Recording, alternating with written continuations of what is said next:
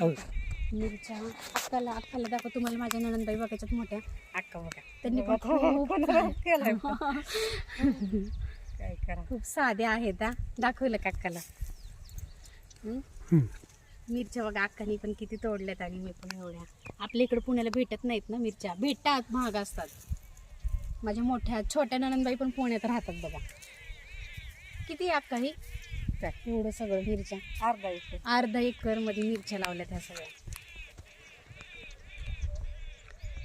खूप आहे. ज्वारी पण आहे बघा तिकडं. ज्वारी दाखवा.